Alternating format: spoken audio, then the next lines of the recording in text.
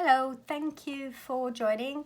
I haven't posted for a long time, I think. I've been away, I went to see my mum back home, and obviously I had no printers or anything with me, so I couldn't do much.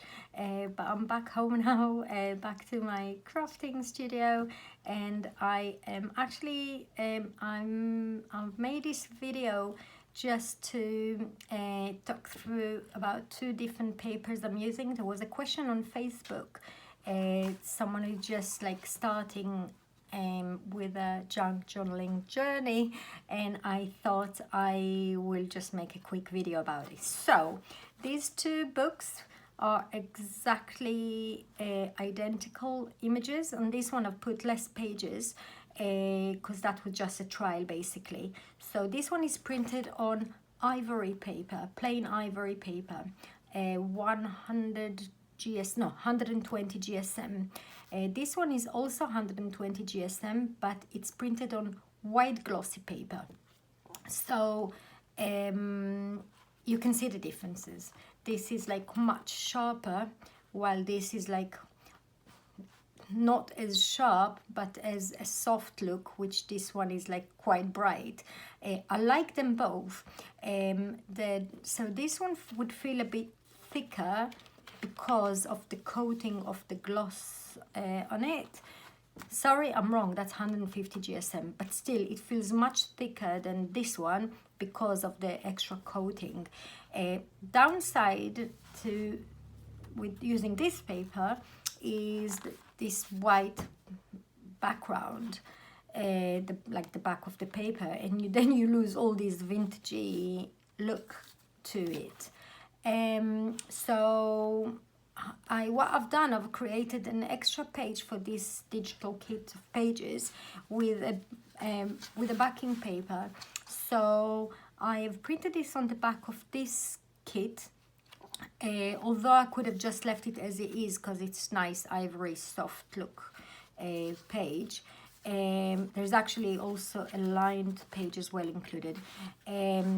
So yeah, so these are the differences between the two.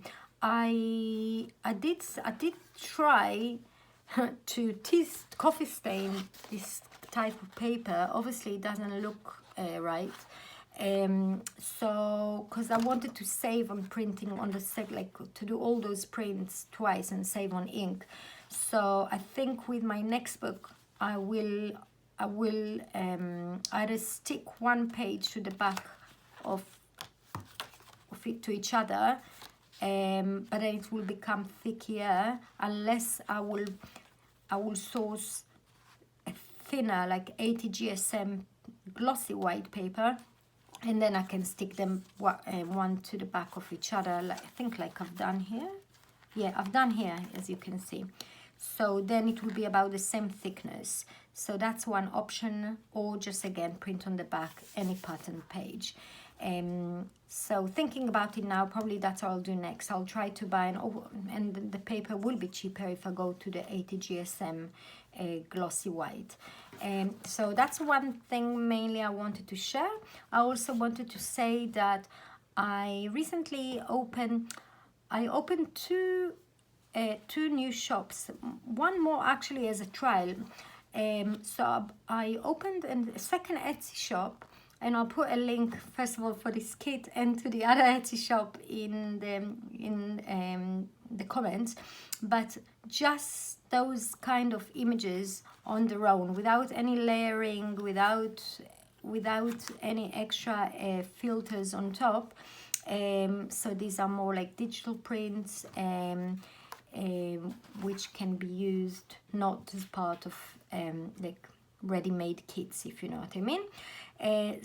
So although I don't think I probably will get that many sales because it's a new shop. I opened it back in 21 and I've done nothing, and only now I just started to upload some listings because it's not established. I think people come and see that there are no sales, no reviews, and probably it just puts them off. So really, if I wanted to get a sales for those prints, I should have put them in you know, my shop and buy Boho Love, but it was just a trial. The reason I've done this trial is because I wanted to try And this is for those, if you like to hear, this is for those who sell on Etsy, either digitals or if they sell their own crafting pieces they make. I found a platform called Payhip. They don't charge you anything for hosting, or unless you actually get a sale. So I think it's the only platform who offer this option, which is great, because if you don't make sales, then you're not paying anything. If you are making sales and you're not subscribed to any of the packs, then you are just paying 5% per sale, and then obviously extra to whoever you pay, you pay to, if it's PayPal or Stripe. It works just about as Etsy. I've never opened a website in my life before. The platform is very easy to use. There are themes there. You can just basically replace with your images and text and personalize the colors. And I found it very, very easy to use. I think it is important to spend time on the SEO, just to look for the places where you enter keywords. And actually within a couple of weeks, my pages show quite well on Google. So if you would like, besides Etsy, to have like a standalone website, I just want you to know I was so scared of it, and I got a few quotes, and I thought, I don't know if it's worth spending that money, until I've realized. I looked on YouTube, actually. Shame I don't remember the lady. I think her name is May. And she basically had a video about Payhip, and it works fine for me. So you really don't need any IT skills. Sorry for all this information, just for those that actually sell on Etsy and want to have an extra platform to offer either the digitals or the things that they hand make themselves. They can actually obviously give the option to sell digital. So just like Etsy, it's instant download once payment goes through. And by the way, if you need any help, obviously I don't get a penny from them, but if you need any help setting this up or want more information, please feel free to send me a message. And again, thank you so much for watching. I'll put all the details in the comments. Thank you so much again.